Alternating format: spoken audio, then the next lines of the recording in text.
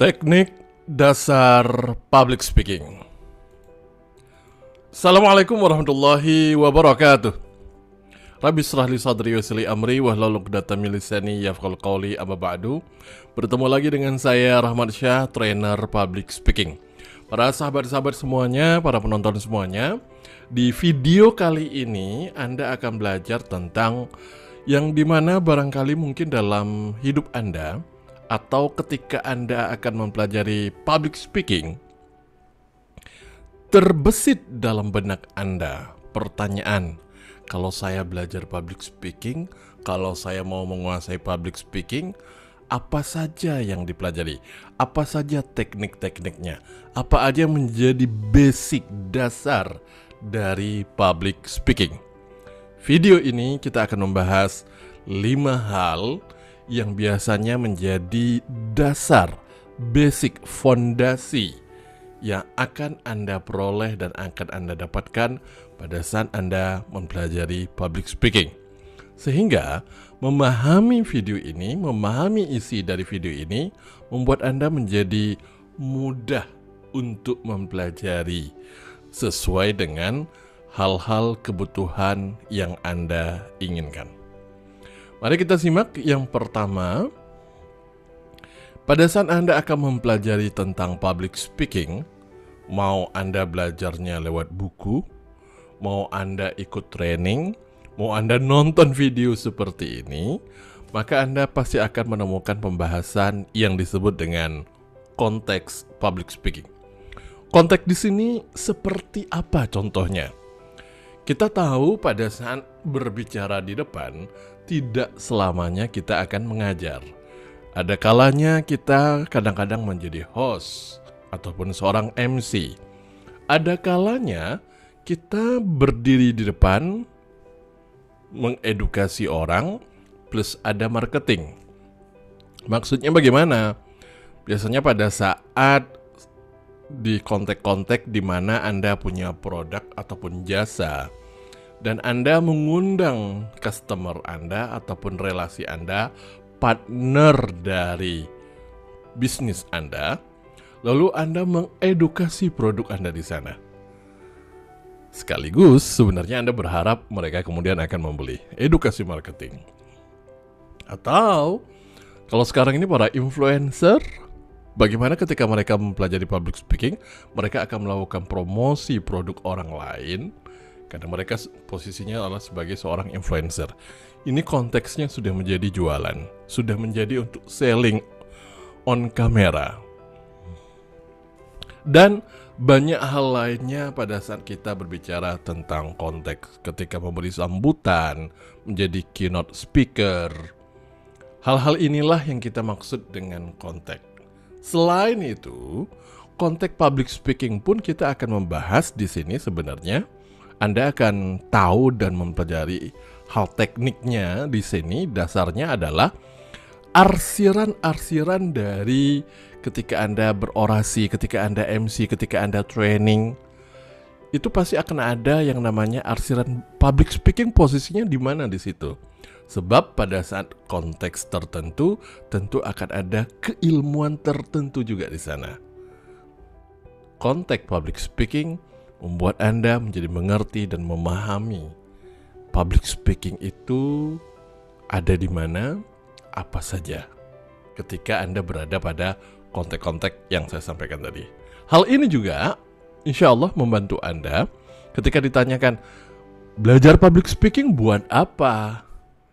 Jawaban dari pertanyaan barusan maka akan merunut, akan merujuk, akan sampai pada titik yang kita sebut dengan konteks public speaking. Yang kedua, ketika Anda akan mempelajari tentang public speaking ataupun Anda ingin meningkatkan kompetensi berbicara di depan umum, maka hal yang akan dipelajari tentu adalah bagaimana mengelola diri Anda supaya Anda mampu untuk tampil dengan percaya diri.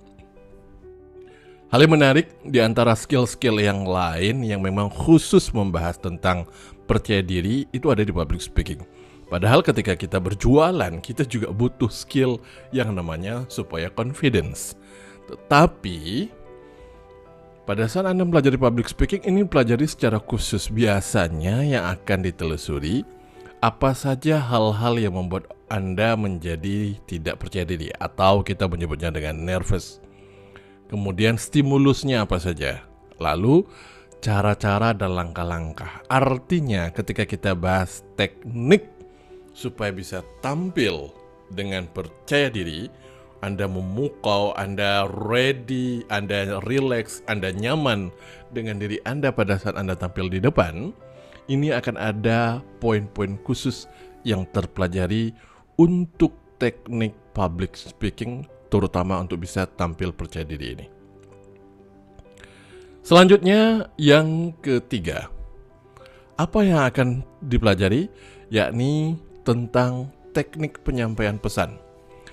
Atau ada juga menyebutnya dengan verbal. Materi verbal artinya mempelajari tentang dari proses persiapan sebuah materi itu sampai jadi, materi itu sampai dirangkai, sampai dibuat, dan kemudian menyusunnya menjadi lebih sistematis, membuat materinya menjadi nanti runut ketika disampaikan. Lalu mempelajari tentang openingnya bagaimana, isinya seperti apa, dan bahkan juga penutupnya itu akan jadi seperti apa. Ketika bicara tentang konten, nanti kalau sudah konteksnya memotivasi, maka urutannya menjadi seperti apa. Hal ini yang terpelajari pada teknik penyampaian pesan. Termasuk bagaimana cara membuat itu menjadi simple, menjadi mudah, menjadi sederhana, bahkan bagaimana caranya membuat orang menjadi memorable mendengar pesan yang Anda sampaikan. Ini teknik dasarnya yang kita sebut dengan untuk penyampaian pesan. Yang keempat, Anda akan pelajari tentang bagaimana penggunaan gestur, mimik wajah ketika Anda akan berbicara. Bagaimana Anda akan memahami tentang pentingnya eye contact. Bagaimana teknik untuk menggunakan alis, kapan saja alis itu naik dan kapan berkerut. Bagaimana menggunakan area-area wajah Anda untuk mendukung pesan yang Anda sampaikan. Termasuk menggunakan gerakan tangan. Teknik miking, cara pegang mic kalau Anda berdiri. Teknik yang namanya eye contact kalau kita online seperti ini. Menggerakkan tangan tertentu untuk poin-poin tertentu. Ini yang dimaksud dengan bahasa tubuh. Yang dimana bahasa tubuh Anda akan mempelajari gaya dan tekniknya adalah supaya menguatkan pesan yang Anda sampaikan. Terakhir, Anda akan belajar tentang teknik olah suara, vokal, voice. Anda tidak akan sampai belajar seperti para orang-orang yang belajar berlatih olah vokal untuk bisa bernyanyi. Tidak akan sampai sedip itu, tetapi di sini Anda akan menjadi tahu sumber suara kita sebenarnya dari mana. Dan terutama bagi beberapa orang sering sekali ditanyakan, Mas, suara saya cempreng, bagaimana caranya supaya terdengar menjadi lebih bulat? Dan ini diasah, dilatih. Artinya kalau Anda mengatakan, aduh selama ini suara saya cempreng, bagaimana ya? Ketika Anda mempelajari tentang public speaking, teknik dasar ini tentu akan Anda dapatkan. Dikatakan teknik dasar rekan-rekan sekalian, para pembelajar semuanya, sebab bagaimana nantinya menggunakan teknik-teknik ini dibawa kepada poin pertama, konteks. Ketika akan memotivasi, vokalnya akan jadi seperti apa? Dan ketika akan melakukan kontemplasi, membuat orang merenung, vokal Anda akan jadi seperti apa? Pilihan kata yang tepatnya bagaimana? Bahkan ekspresi Anda saat itu seperti apa? Ini yang kita sebut dengan pada saat Anda sudah tahu konteksnya, lalu teknik-teknik inilah akan digabung, diramu, dirancang supaya segala sesuatunya nanti akan diletakkan pada tempatnya. Supaya teknik-teknik yang Anda pakai, pesannya sampai dan caranya pun juga tepat. supaya ketika Anda akan berbicara, Anda benar-benar akan menjadi mahir untuk menempatkan teknik dasar public speaking ini sesuai dengan konteks dan membuat pesan Anda menjadi sampai dengan jelas sehingga dimengerti, difahami, dan bisa dilaksanakan oleh para pendengar Anda. Sebagai kesimpulan, 5 teknik dasar public speaking yang insya Allah akan Anda pelajari, yakni dalam konteks public speaking, dan tentunya di channel ini, di video ini kita nanti satu persatu kita bahas yang dimana berhubungan tentang teknik-teknik dasar ini. Sebagai kesimpulan, yang pertama adalah bagaimana mempelajari tentang konteks public speaking. Lalu yang kedua, mempelajari tentang supaya menjadi percaya diri.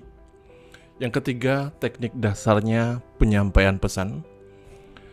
Yang keempat, teknik dasarnya ekspresi dan bahasa tubuh. Dan yang kelima, teknik dasar untuk mengolah suara. Inilah teknik dasar public speaking yang perlu Anda ketahui supaya Anda mempelajari sesuai dengan hal yang Anda butuhkan. Pastikan Anda sudah subscribe dan aktifkan lonceng di channel ini supaya Anda tetap update terhadap video-video dan tips public speaking selanjutnya. Saya Rahmat Syah. Wassalamualaikum warahmatullahi wabarakatuh.